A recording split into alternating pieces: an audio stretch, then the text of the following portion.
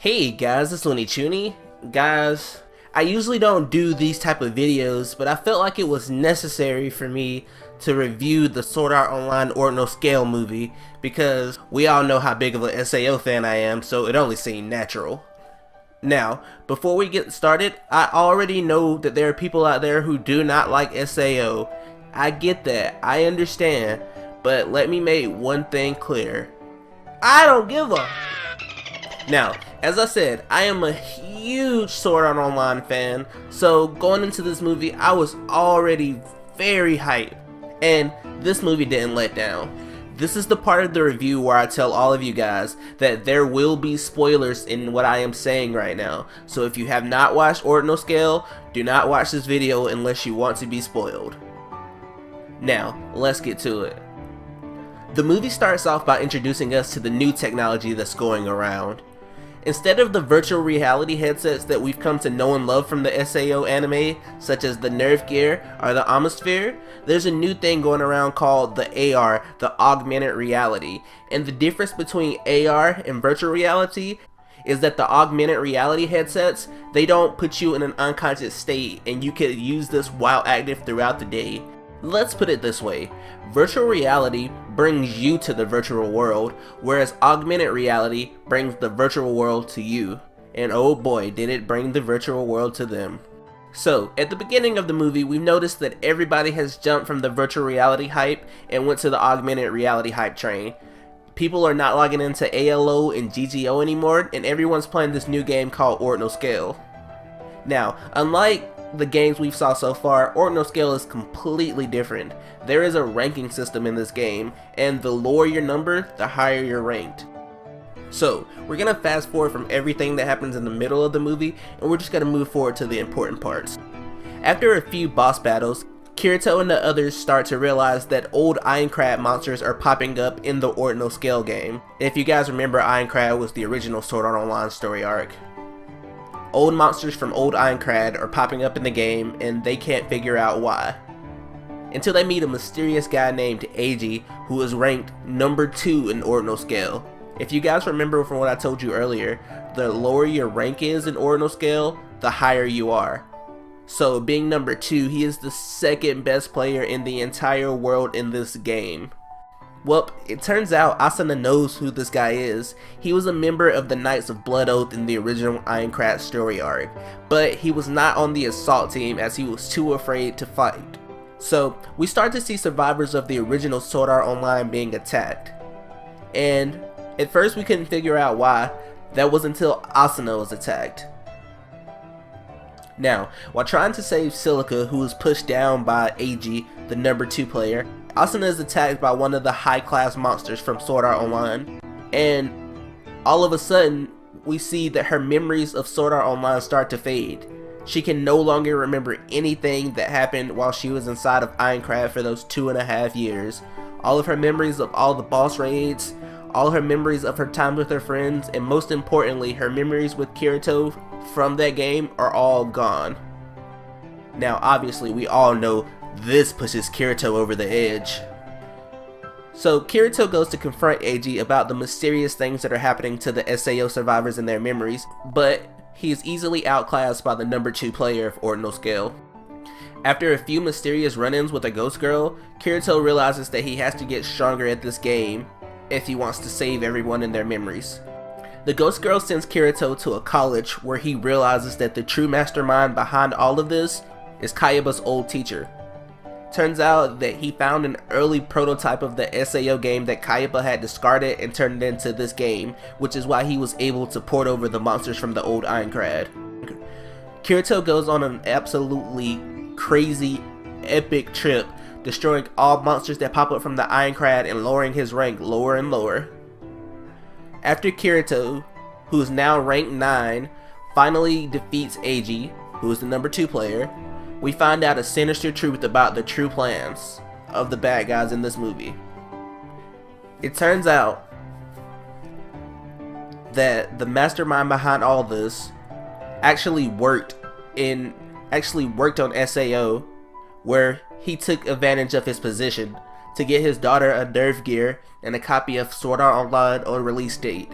And as we all know, means that she was trapped in the game. But unfortunately, like so many others in the game, she wasn't able to make it back. He comes up with the idea that if he steals all the memories of people who were in SAO and their memories of her, he'll be able to resurrect her, but in an AI type of sense. Honestly, in some weird way, I kind of understand where he's coming from. I mean, I hate the way he went about it, but in a similar position, I think many of us would have done the same. I mean, your daughter is gone because of you. So what other way to rectify it than to try to bring her back, regardless of the consequences or people you may hurt in the process? Anyways, fast forward. It turns out that the augmented reality device works exactly like a nerve gear. So in an amazing throwback, we see everybody going back to the old Aincrad where they have to defeat the boss of floor 100, the original obstacle that was faced in front of them in the original series. They had to go back and destroy. Even though they had already gotten out, they had to go back and finish it, which brings the whole story full circle. So after they defeat it, Kirito goes into God Rage mode. Like, I can't wait to cosplay this version of Kirito. It was so badass. And the day is saved, thanks to Kirito and all the others. Now that we got the review out of the way, now that we got the summary out of the way, let's just talk about this for a second. This movie hit me in my feels numerous amounts of times.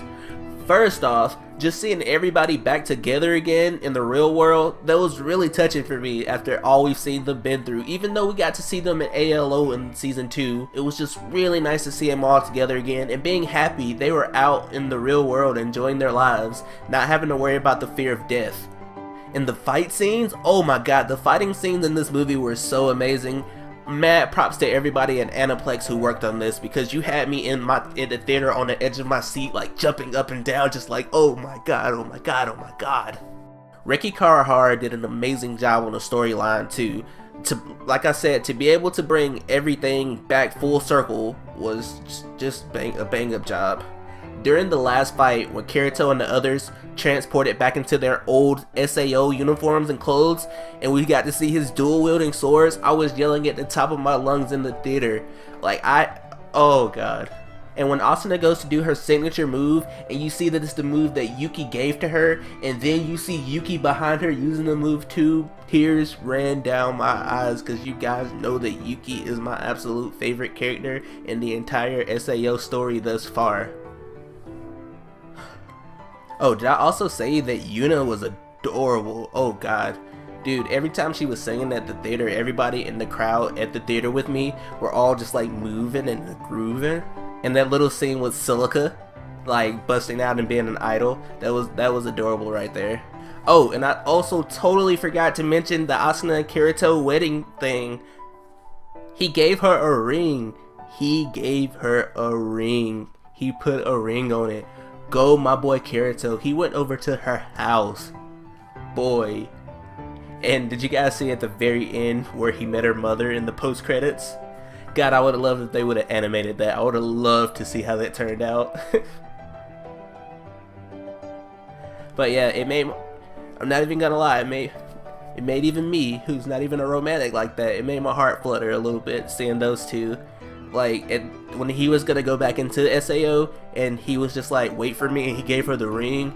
Oh buddy. And then seeing the confirmation of another series in the works was just amazing. As I said before, Reki Karahara, Aniplex USA, if any of you ever see this video, just know from the bottom of my heart that I sincerely thank all of you guys for your hard work and dedication on this movie. As well as all the voice actors and voice actresses, Lisa and everybody else who did any type of music for the series, and anybody who had any minuscule amount of helping on this movie. We all want to thank you so much for this. As I said at the beginning of this video, not everybody's gonna like the movie, not everybody's gonna enjoy it. Some people are actually just gonna go see it just so they can talk crap about it, and that's okay. Don't let those people ruin it for you. As I said, I am a huge fan of the entire SAO franchise, and I can say without a doubt that this movie will hold a special place in my heart. How about you guys? Let me know. Did you enjoy the movie? What was your favorite part? make sure you comment down below and let me know the answers. Like the video and definitely subscribe to the channel, because I mean, we still got so much SAO stuff to go. We got the Sword Art Online versus the Cell War game, which comes out later on this year over here. I mean, I know it's gonna be out in Japan in like 4 days, but we have to wait until summertime sometime to get it. But yeah, anyways guys, until the next video, best wishes.